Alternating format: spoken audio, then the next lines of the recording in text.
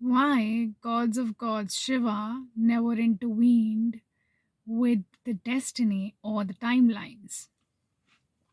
A story from Shiv Shakti. So I really wanted to, discuss this topic with an example here, right? And I don't know, I've always been somebody who has, you know, always ask questions like why things happen the way they happen. What is the role of God? What is the role of human being? I've always questioned existence as a child, even, to the extent that people have actually called me annoying. Why do you ask so much questions? You know, and I would, I mean, and when I was a kid, people would, when I was a school going girl, people would say that I literally waste time over things that do not come in exam, and that's why I lose marks and stuff like that. But I've always been that, so I've always been that stupid girl. You just always, I don't know, if something just struck me, I just find anything. So I would always question that. So yeah, for me, how existence work, how this universe works, where are we, what are we, all of these questions really, I've always asked these questions, and has really burned me, from within. But surprisingly, I just never thought I would ever get these answers. But surprisingly, I've got these answers. Surprisingly, I know now how universe works, because my mind is always, has really searched for these answers in everywhere. Every movie I saw, every sci-fi fiction I read, every sci-fi movie I saw, the plethora of, like Avengers, especially, how they started to talk about the timelines and everything, and even from Tao Te Ching, the I think it's a Chinese scholar, no, really not a scholar. I don't know what. Maybe enlightened man he was. I don't know what. So he has also, the Chinese, the Japanese movies. Even, oh my God, they're really great. Even the old Japanese movie, yeah. There's so much depth to these movies. Aajkal the very stupid movies are coming up. Means I mean, certain kinds of movies have really become outdated, And now, of course, things are changing. People are wanting something. There are, of course, I think the audience is also divided, very much divided, you know. And sometimes, yes, you like to see movies which are stupid, you know. You just like to just watch something very stupid sometimes. Yeah, it you may feel like that, but because people are I've still not just been 3 minutes, I've still not come to the topic, but that's how it goes with me. So because people are not left with energy, that is why they watch mindless things on YouTube or in Instagram, or their energy goes so much in their in the uh in the job they do, in the family stuff, the obligations, and the expectations, then opinions and judgments of people, so their energy goes so much in all of this, and and to maintain an image, to maintain an ego, any image of you, we betray ourselves, to maintain that image. So this is so much that they are left with no energy, and they just want to watch some mindless stuff. And sometimes it happens with me too, but yeah, luckily not very much, because of course, when you keep doing your inner work, when you keep taking your power back into you, from other people's opinions, judgments, expectations, and then the societal, systems and everything. When you start doing that, your energy comes back to you, and now finally you start asking questions of the existence. So I've always been a child like that, and I've literally, as a child, I was very hopeless. I would always ask when is everything going to get okay or something like that. I've always been very hopeless as a child. I thought this is never going to change, but no. I'm getting my answers. And yeah, because of course it takes time. It takes plethora of time actually. But yeah, I actually started getting my answers like years back. You know, it started happening with me. Like there was a revival, of yeah, there was a revival of universe in me. There was a revival. You know, as the more and more I started to, lose myself in the process, the more and more universe came back into me. So yes, all these things were happening. So yes, now let's come to the point. Now let's come to the video that really wanted to do. So yeah, let's just come. Now it's been 5 minutes. I've ranted about my life. Now let's come. Let's come back to the. Sorry.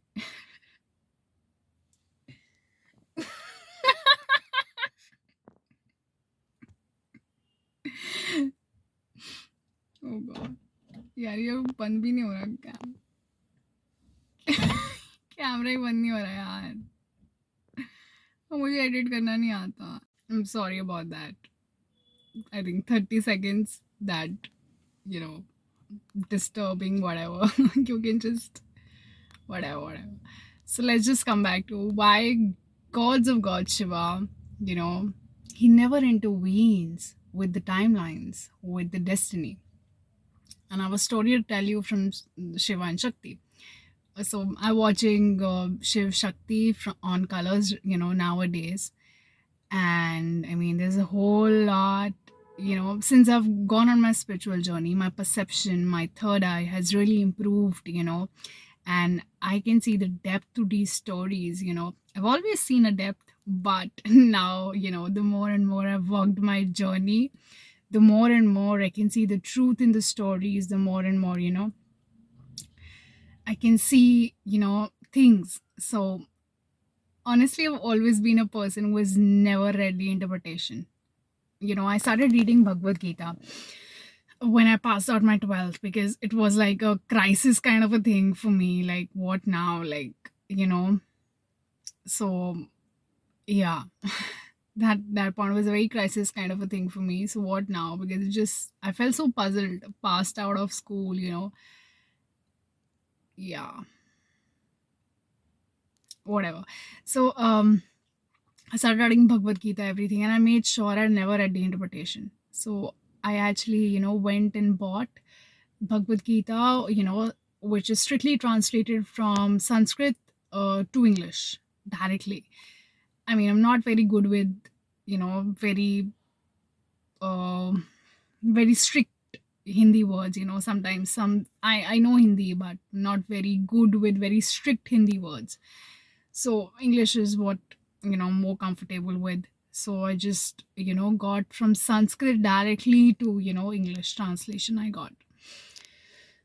So and I of course I think there was interpretation. Yeah, I think maybe there was an interpretation, but I never cared to read it because I was very sure since the beginning I don't want to read anyone's interpretation of things.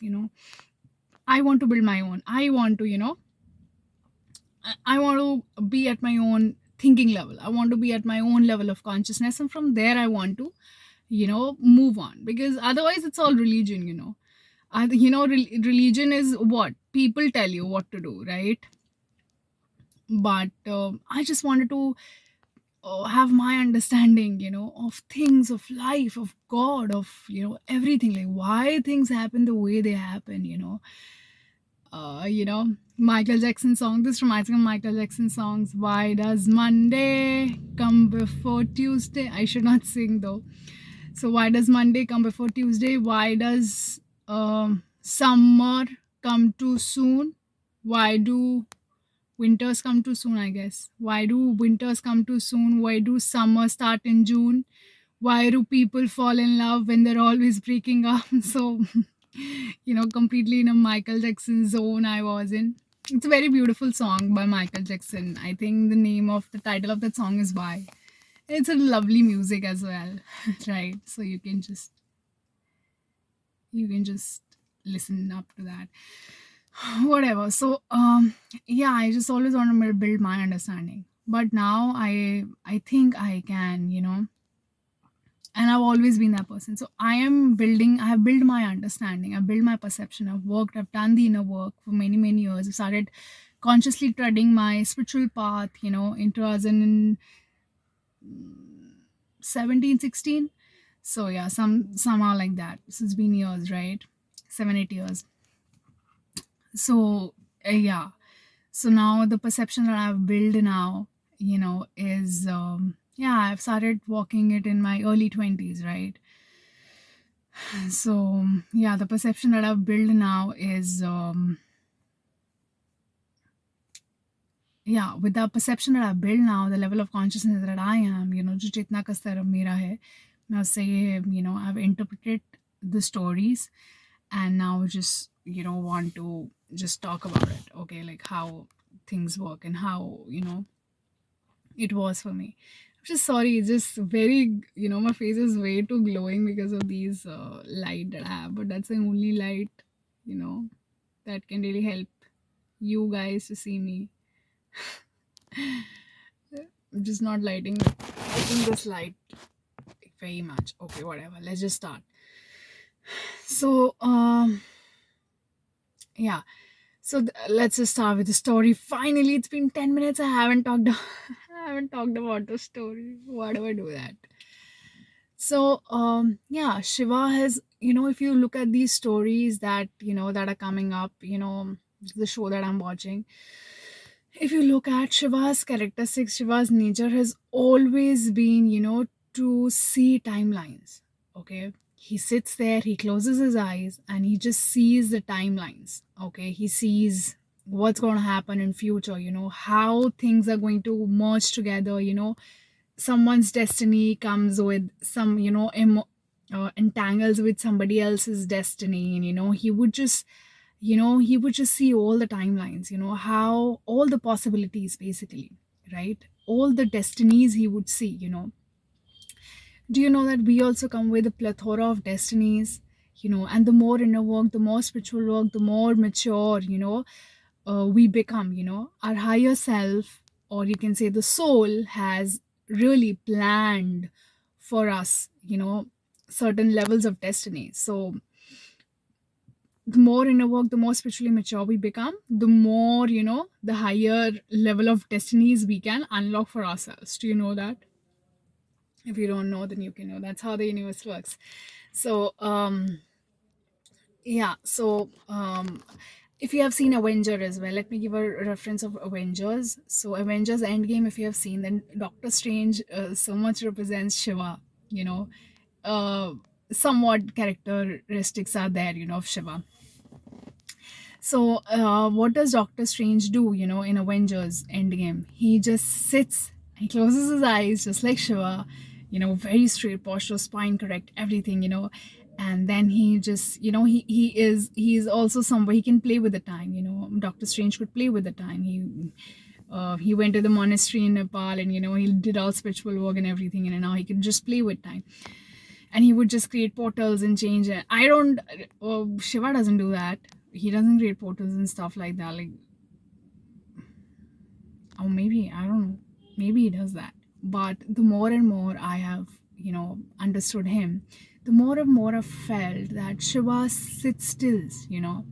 And first of all, why am I talking about Shiva right now? The reason I'm talking about Shiva is, and why I'm telling you the working of Shiva, because ultimately you want to live your life like Shiva, isn't it? I mean, that's how I want to live. I don't want to live my life according to other people's expectation, according to other people's opinions. I don't want to live my life according to the Maya matrix, society rules, and everything. I want to live my life like Shiva. So that's why it's important to me. That's why I learned the ways of Shiva.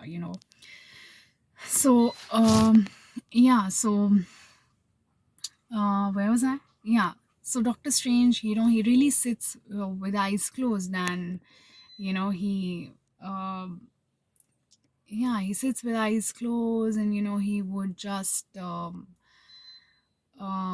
close his eyes, and he watches all the possibilities, he watches all the timelines that are there, and he just yeah, he does that. Okay, and it's crazy, and that's how even Shiva does it. Shiva also sits, and does that. So Doctor Strange, he sees 1,000 possibilities. I'm not sure, maybe 10,000 possibilities. He saw a large amount of possibilities. He saw a large amount of destinies and timelines. What choice, if we make this choice and this will happen, if we make that choice and that will happen. So all these, numerous amount of choices were made, and numerous amount of destinies were there, numerous amount of timelines were there. So when he closed his eyes, he saw all these timelines, he saw all these possibilities. And what happened was then that he said that only one of these possibilities is there, where we can save the world. One out of 10,000 possibilities are there, where we can save the world. That's what happens in the movie, you know and then they direct the destiny accordingly. Okay, they direct the destiny accordingly into it. But I feel that there is Shiva doesn't work like that. Okay, I mean, yes, he sees the future, yes, he sees everything, but like, he won't tell anyone that this is what you need to do and then this will happen. And he doesn't do that. He doesn't take the karma on himself. What Doctor Strange did was different. So yeah, he wouldn't tell anybody. He would just sit and see all the timelines, and he would try to give lessons to the people. He would try to give lessons to the soul so that they, before that destiny, before that, meeting point occurs where, he can choose a destiny. So let me start with a lot of theory, okay? Let me just start with the story now. So what happens is that, yeah, so there is this, we know about transgenders. So there is this Kinner community, okay? Kinner community as well, and they live in the Svargaloka, under the king Indra. So Indra is a devata, right? And so Indra is a devata. He lives in Svargalok, and he has, when he was the king, he has always, he has been partial towards transgenders. He has been partial towards Kinner community. Kannada community itself, they themselves see very much struggles in their, private life as well. Their parents do not accept them, because they're different, right? um or they see a whole lot of problem. That's how what's going on in the world around us, even today. So they are very partial. The Indra, the king, is very partial towards these Skinners, and is partial towards these transgenders, in his kingdom, right? So they have suffered a lot. They have faced rejections a lot. They've never found the love, appreciation, or they've never been celebrated for who they are. That has created the lack in them. That has created the ego in them. So yeah, that's why ego gets created. Do you know that? The more you get away from love, the more the ego gets created. So um yeah. So what happens is then, there comes a time when, somehow some things happen, and Indra is taken out of power by Shiva because he has done something really wrong. Now Shiva just, not with the Kinna community, but his kingdom has always been partial towards them. Yes, that has been the case, but something is really, wrong has been done by Indra. So Shiva takes him out of the power. Shiva takes him out of the throne. And then there is a, open competition for all the devtas. That um um so Svargaloka is basically heaven. Okay, so we have this story has like three lokas. Okay, the first loka is heaven, the second loka is earth, okay, and the third loka is hell. Okay, so there are three lokas. Okay, Svarglok, Prithvilok, and then Nark maybe. No, I don't know. So yeah, whatever. So yeah, so basically three lokas are there, Swarlok is where, highest high consciousness, you know, is there, people who have ascended. Okay. Swargloka is where people who have ascended and, have gone to a higher consciousness, have, you know, catch hold of higher consciousness. Those are the people that stay in the heaven. Then humans, we know they stay on earth. You and me. It's funny. I don't know. The more I walk my journey, the more it seems so funny that I am a human. I don't know. Then comes a third. Sorry. Then comes a third loka, which is, the demon world. So usually demons have been really very bad. They're very low consciousness people. They're uh, very, they objectify women, and then, they're very impartial, and they're really jealous of devtas, people who are ascended into higher consciousness. And, they really try to control and, take powers from humans themselves. They try to extract their powers. They try to, distract them onto the part of adharma. So all of these things is done by the rakshas, okay, the demons. So these are the three lokas that have been there. So now, since Shiva is the gods of gods. He is, beyond these three lokas. He's beyond these three worlds. He sits at the throne. He's beyond these three worlds. Okay, and I think I will not complete the whole story today because I'm getting tired. So yeah, he's beyond these three worlds, and he sits at the throne. He sits at he doesn't sit at the throne. Basically, the throne is given to Indra. Okay, you are the king, you do what you want to do. He sits somewhere aloof in the mountains, and it's very cold out there. He's there with his family. He is basically in a cave in Kailasha. Okay, so that is his place. He is literally, far from all the three worlds. He has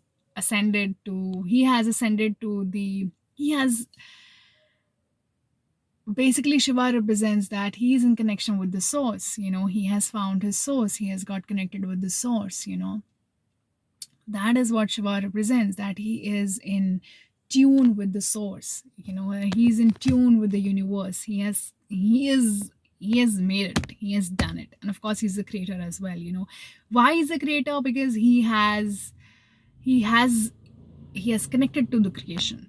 Okay, so that's what Shiva represents. He's the gods of gods. Okay. Humans, they partially do the puja and artis of some devatas, and let me tell you, yes, they're higher consciousness, but they're still not, they're still corrupt, they're still little egoistic, and all these things are there with devatas as well. Once they ascend, it's showing what? Once you ascend, you might go back. You might go back to your ego state. You might go back into the Maya or the matrix, So, but Shiva is a completion, Shiva is somebody who has ascended these three states. So this is what it is, and he's the gods of gods. So what happens is that so I've already told you that a Kinnar community was really, has faced impartiality, inequality in the kingdom of Indra. Indra was the devata. He was the king of all the devatas. The first loka. Okay. So they have faced partiality, and now something has happened, and Indra is being thrown out, of the throne by Shiva, and there's open competition for all, that people can come and contest for being the king, in the heaven or in the Svargloka. So an open competition is there now. Shiva's son Kartikeya, he is also participating. He also wants to be the king, and he has a very hard life. Kartikeya actually had a very hard life, since birth he was separated from his mother and father. His mother and father, the circumstance in such a way, the mother and father had to give him to, some humans in on earth, and he was grown up on earth, and he never knew his identity. One day while he was a teenager, somebody disclosed him the identity. Karthik has really seen some tough life, okay. He was also not able to, get in union with his love, because of certain things. So he has seen things in life, okay.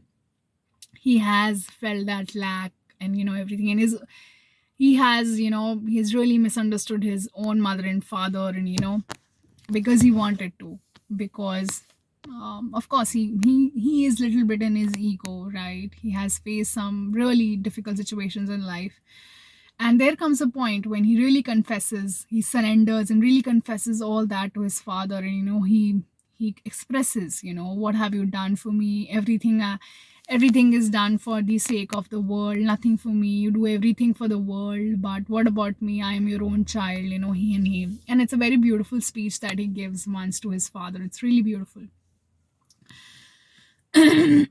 So what happens now is that so yeah, he really wants to be the king. He really wants to prove, and he desires that, and whereas, in contradiction, if you see Ganesha is so super cool and chill.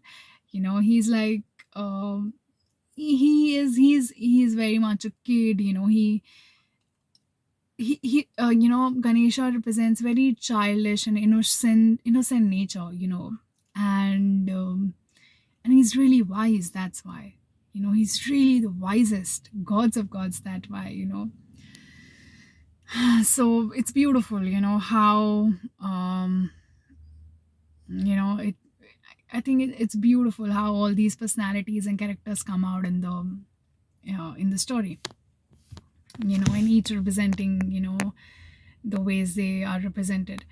So open competition for all and everything. And so now the son-in-law of Shiva, gets to be on the throne. He wins the competition because he is, very generous in heart and everything, and others, they were not very generous in heart. So that was the competition, okay. So Shiva played a trick and, tried to see who's more generous in heart. And the son-in-law of Shiva came out to be the first. He was very generous in heart, and that's how he get the throne, okay. And others don't get the throne because others were really played by the Maya or the matrix that Shiva created for them. Shiva created for the son-in-law as well, but he escaped that. He escaped that Maya, and he escaped that Maya, and he just chose to be generous. He chose love, and that's what exactly is. कभी कभी मुझे लगता है कि यही है और इससे और क्या है. So this is what it is, and so this is all has happened. Now the Kinner community, is, now the son-in-law of, this name of son-in-law is Nahush. So Nahush is the son-in-law of Shiva.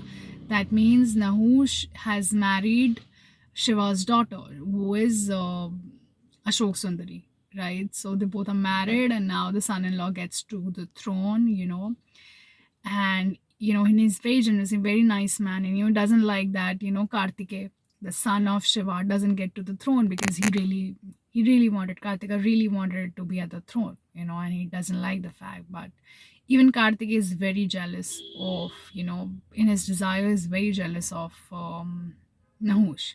It's a long story. It's going to take time. So just sit back, relax, listen if you want to.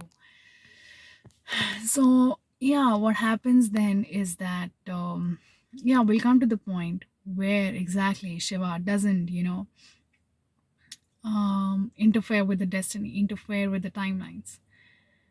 So this has happened. Now the Kinna community, the transgenders in the heaven, the Kinna community is being, completely revoked, or is completely, taken in by the confirmation of the some. So some demons, have come in, Okay, and they've really started to, really fill their ears, with the inequality that they have faced and everything. And now these demons, they really, so there is this one demon, okay, and he comes in and he says that I give you the confirmation that I will you do the revolt here in the heaven. Okay, we will kill the king of the heaven. Okay, because you have always faced inequality and everything, and then you will go back to the third loka, the asur loka. Okay, we'll go back there, and so you can just and I'll give you the gifts, and I'll give you the respect that you've never got in the heaven. And of course, demons, they are just interested in killing the king, that is the son-in-law of Shiva, because they hate Shiva, because Shiva sometimes kills demons who are really bad. So he comes and he kills. He doesn't do any work. He always makes Shakti do the work. He always sends the feminine energy to go and kill the devil, because Shakti is a representation of, she is very gentle. She can be so gentle, so gentle, so into her emotions, so into her motherhood. And then of course, when you are so much, you know I mean, both sides of the coin exist. When you're so much like that, you can have, your emotions can also be reverted, on the other side. So she becomes very fiery, and she is now a protector. She can become Kali now. She is very protector. She's very protective of her kids. She's very protective of, dharma, anybody who tries to do the evil. So she becomes very emotional in both ways. Okay. And in both ways, it's lovely how Shiva tries to balance her, because she can become so emotional in both the ways. When she becomes Kali, she needs Shiva to, calm her down. When she gets so emotional into her motherhood, that sometimes, she starts to do her dharma, sometimes she gets onto a part of a dharma. I mean, she doesn't get to a path of a dharma, but, she starts thinking in that direction. She has never done it, but she starts somewhere thinking in that direction. This story that even Parvati's, Shakti's sister, Shakti's sister was actually Ganga. So Ganga also liked Shiva. So Shakti and Shiva hasn't married, okay? But Shakti very much liked, so they both liked each other. Shiva and Shakti, they both liked each other. Shiva and Parvati, they both liked each other. But gradually what happens is she gets to know, a demon comes, and demons are all, they are like this. They comes and create conflicts in the lives of these people. So a demon comes and tries to tries to tell Shakti that your sister Ganga is also in love with Shiva. Okay. So when she gets to know the fact, she becomes so emotional, like, oh my god, my sister also likes Shiva and everything. So it goes to Shiva. She goes to Shiva and tells him that you should marry Ganga. Okay, they both imagine, they both like each other, they both love each other, they both want to get married, but she gets so emotional, oh my god, my sister also likes, she never told me, she's sacrificing, and she gets so emotional. So sometimes she does get emotional with her family and everything, and then of course Shiva balances her and tells her what is the path of dharma, and and and Shiva is like, why I don't want to marry a sister, I want to marry you, and even you want to marry me, and it's okay, if it's happening and everything. And the story goes, and that's why Shiva puts Ganga into his head, so that he says that I cannot marry you, but I can give you a good position, so I'll put you into my head, and you will always be respected and revered, by the human society, human world. So that's when Parvati calms down, otherwise he really wanted him to marry Ganga. So she has both her sides, and it's Shiva who really tries to, balance her out. That's what masculine feminine is. Feminine is very, she's flowing, she can be taken away, right? Sometimes.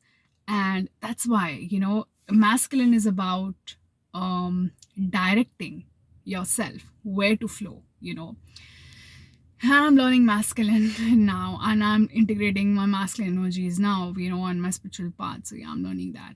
Where was I in the story, by the way? Yeah, so yeah, Shiva has sent Shakti, to kill demons and everything. So now demons are against, Shiva, and they want to destroy his family and everything. So he says, "I've demons decide that we want to kill the son-in-law." So they go to the Kinna community, they join hands with the Kinna community and tells it, you be a part of us. We both, together will kill the son-in-law of Shiva because he's at the king. You go and tell the king of the heaven that, we have been always treated unequally and this and that and that and this. And then what happens is that Shiva would and then we will kill his skin and sorry, kill his son-in-law, and then you can come to the demon world, you can come to the Narkloka or whatever. I don't know it's Narkloka or what. क्या बोलते हैं, नर्कलोक नहीं बोलते, कुछ और ही बोलते, पता नहीं, जो भी है. So you come into the demon world, and then that is exactly where we'll give you respect and everything and all of this sort of things, right? So this is the plan. This is the plan that they hatch, and now I'm done. I'm done with the video. It's been more than half an hour I'm speaking, so I'll come with the part two. Okay, stay tuned to the story. I'll come with the part two, and we can discuss further. Thank you for watching the video.